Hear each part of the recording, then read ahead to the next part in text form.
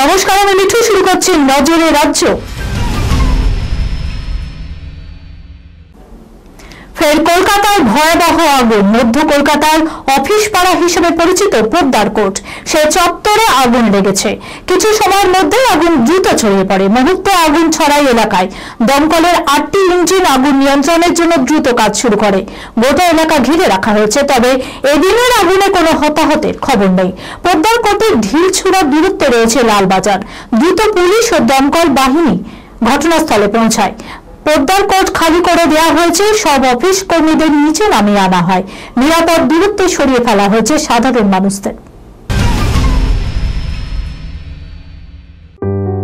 সুনির্ণয় imaging center private limited advance প্যাথোলজিতে thalassaemia screening, large size biopsy setup সহ সমস্ত পরীক্ষা, echocardiography, foetal echocardiography, CT scan, CT guided FNAC, 4D USG, USG guided FNAC, endoscopy, colonoscopy, uroflowmetry, spirometry, colour Doppler, digital X-ray, তাছাড়াও সমস্ত বিশেষজ্ঞ চিকিৎসকদের পরিষেবা একই ছাদের তলায় নিয়ে হাজির সুনির্ণয়।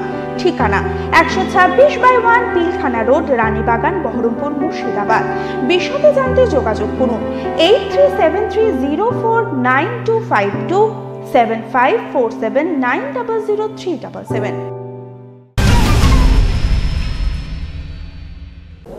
কোনোটি বাজেনি বহু বছর, আবার কোনোটির তার কেটে গেছে, কোনোটিতে আবার পড়তে শুরু করেছে, মরছে।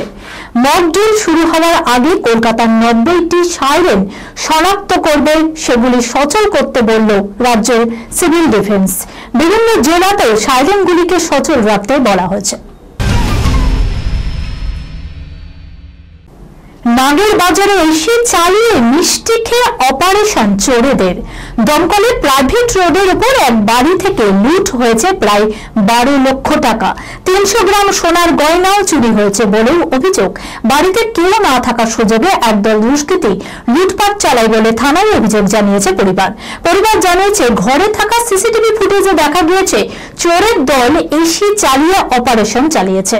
ফ্রিজ খুলে খেয়েছে মিষ্টি, তারপর ধীরে সুস্থে বাড়ি থেকে বেরিয়েছে তারা। প্রশ্ন উঠছে, তাহলে কি চোরের দল জানতো বাড়ির মালিক ভিন রাজ্যে গিয়েছিল? এখন কেউ আসবে না? ঘটনার সঙ্গে কি পরিচিত কেউ যুক্ত রয়েছে? উঠছে সেই প্রশ্ন। এবার রুক্মিণী মৈত্রের মুকুটে জুড়ল নতুন পালক। 15তম দাদা সাহেব ফালকে ফিল্ম ফেস্টিভ্যালে সেরা অভিনেত্রী পুরস্কার পেলেন পর্দার বিনোদিনী। রুক্মিণীর কাছের মানুষ হিসাবে তো বটেই, ছবির প্রযোজক হিসাবেও গর্বিত দেব। সোশ্যাল মিডিয়ায় তিনি রুক্মিণীর সাফল্যের এই খবর ফাঁস করলেন। এই খবরের সঙ্গে শেষ করলাম আজকে নজরে রাজ্য। আপনারা দেখছেন TV 24 বাংলা, সংবাদ বিনোদন সারাদিন সারাক্ষণ।